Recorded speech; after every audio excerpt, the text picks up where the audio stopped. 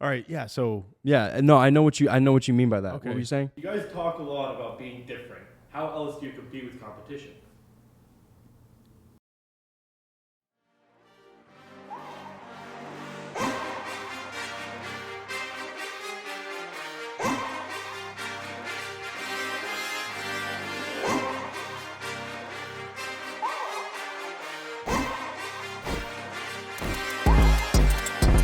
All the information in these shorter clips you're going to be able to find in the podcast, but we would like to make it more accessible to people who, are new to Real Business Roundtable.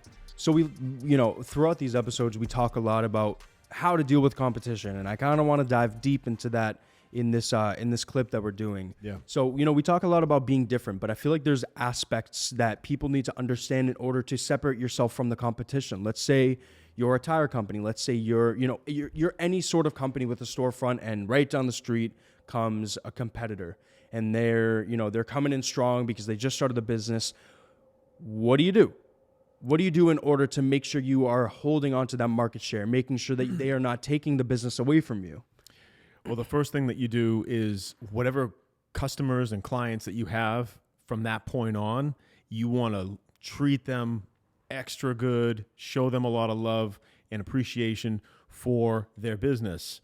Like, for example, like a restaurant will offer like some kind of like loyalty or something like that, where, every 6 times they come in, they get something for free or at a discount. Yeah. You want to nurture those relationships as much as possible to prevent them from going next door. Mm-hmm. And then also, I believe one of the most powerful things that you can do is, make sure that your brand is visible. Make sure that you have a good brand. Make sure that, people, you have a following online. Make sure you're visible. And so, another thing is, we talk about this a lot, is online visibility. You got to make sure your brand looks good. You got to make sure you're putting out enough content. You got to make sure you're utilizing. That you're found. Yes, you got to make sure that you're found. You got to make sure that you have that good relationship with your customers through your social media. Yeah, the differentiator, if somebody comes in down the street and it's a competitor, the differentiator will be how strong is your digital. Yeah. You'll have your existing customer base that you want to try to nurture and keep and retain. And then also you want to make sure that you have invested in a strong digital presence. It makes it, regardless of who moves next to you, people are doing searches here. They're making decisions based on here. So we no longer live in this brick and mortar only world where just traffic that goes by is going to dictate what people are going to come to my business. That's not the case anymore. Mm-hmm. So if you have a strong digital foundation, that is key, because regardless of where they are physically, they're researching here. If they want a set of tires, if they want to buy a sandwich, if they want to grab some lunch, whatever, they're doing a search here first. Yeah. Okay, so search is very important. Yeah. Social is very important. Make sure that you invest in that presence right away, so you have that, I call it an insurance policy. Yeah. So regardless of competition, you have that strong opportunity to capture that market share. Yeah, and I know, we say this a lot. We say do it different, be different. And what we mean by that in this situation is there's a competitor who's providing the same product, service, food, whatever it can be, right next to you. If you're doing something a little bit different, that's going to drive more eyes to you. Let's say you're a sub shop, and a sub shop opens up right down the street, or pizza or juice or salads or anything. Change up your brand a little bit. Add a loyalty program. Do something, add something that caters to your current customers, but also brings in more customers, like, you were talking about SEO, so that, when you're changing things up a little bit, they're going to, it'll offset that change that's going to happen when you have a competitor. I'll give you guys an example. There's a Thai restaurant that me and my son love going to, and the owner is very, very accommodating, very nice, and she greatly appreciates our business. And I can tell she does, because she'll give us little appetizers for free to show loyalty, to show that she appreciates. And I don't ask for it. She'll come out with something. I'm like, it feels good. I'm like, you know what? I'm going to be loyal to this business regardless of who opens up down the street. And there are ones right down the street. And I stick with, I'm going to give them my business. But you got to think like that. Like, if somebody's down the street, aside from having a digital presence, what extra TLC, what extra appreciation can you provide to your customers to avoid them from straying away? Naturally, you're going to get good reviews from that. And I know, me personally, I go by reviews whenever I'm looking for a restaurant. And if I'm going to a restaurant constantly, I guess what I'm trying to say is don't stop growing. Don't stop trying to grow. Don't look at the competition as competition. You are you in your lane. Continue to grow. Exactly. You want to always be on your toes. You don't want to kick back and feel that you're entitled to these customers regardless, because people are always going to be trying to take customers away from you. So what my approach or our approach is when we're dealing with growth projects for small business, like I said before in other episodes, I'll toss the contract aside and I'll focus on the goal of helping the client reach their goal. And, during the process and the journey, they're like, well, what about, is that going to cost extra? I'm like, no. We're going to hit that goal. And they see that and they recognize that's times like that is where you separate yourself. Yes. Going the extra mile. You can find a lot of this information that we're going to share in these shorter clips in the podcast, but we want to make it a little bit easier and more accessible. We had a restaurant client and he was trying to capture more market share, and he has a lot of competition for his area of cuisine. And we said, hey, offer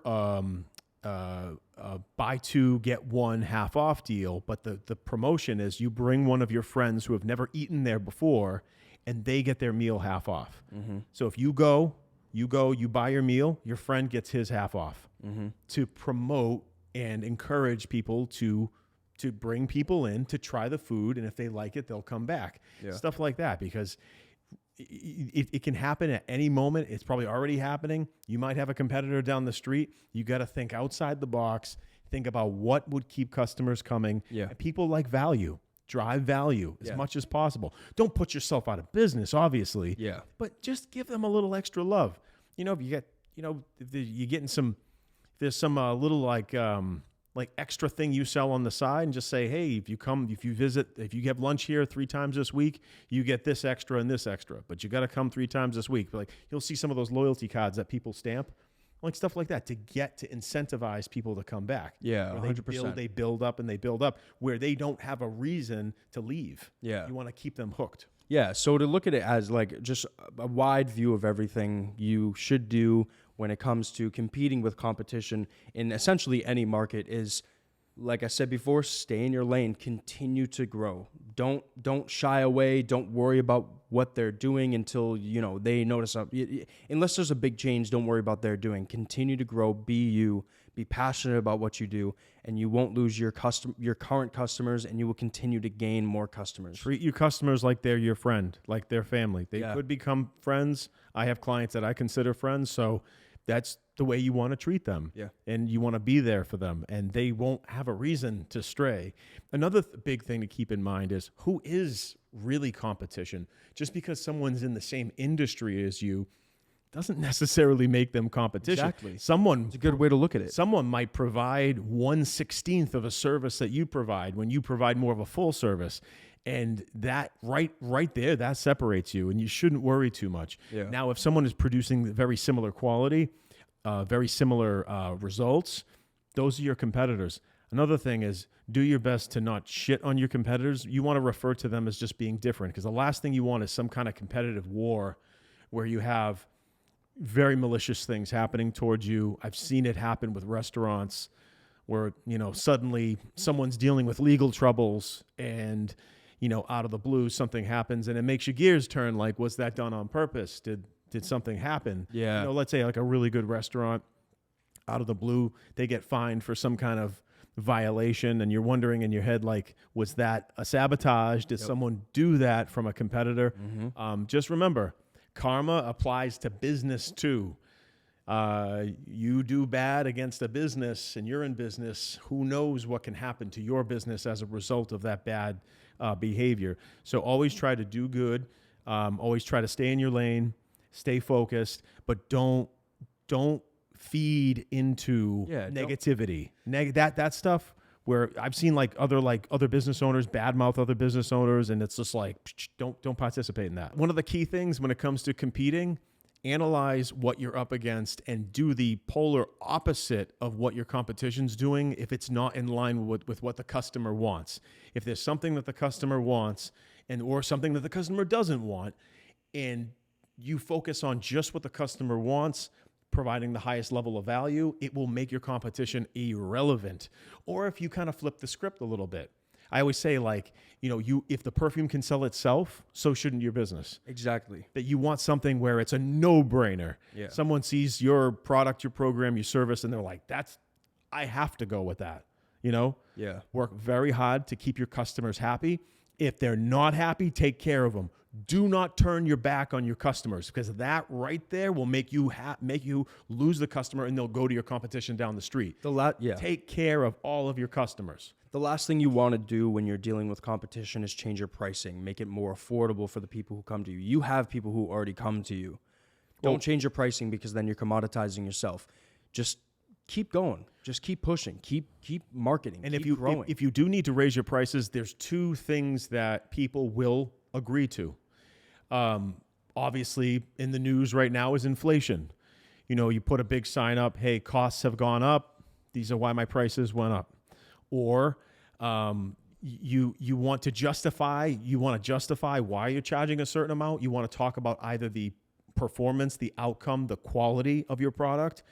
Well, our product follows this level of quality, this level of performance, so you can't compare it to the guy down the street. And people will pay for quality. For example, like with like an all organic restaurant or something like that, people are going to pay for that, because think about it, Whole Foods. Mm-hmm. Whole Food, people still shop there. Think about Pressed. Yeah, people still shop there. Pressed, that's a great example. Yeah. If you're ever in New England, try out a Pressed cafe. Great food, quality ingredients. Great ownership. Yeah, Roy's the man. I like Roy a lot. But yeah, he created basically a version of another restaurant, I'm not going to name names, that was sort of like, he created a healthier version. Yeah, a healthier version of a fast food place that kind of postures as if they're healthy, but he focused on creating a real warm environment that was inviting, that provided great food, great ingredients. He tapped into a market. I don't want to keep talking about him, but he tapped into a market that wasn't healthy and made it healthy. He made fast food healthy. So we should get him on the show. No, I'm going to.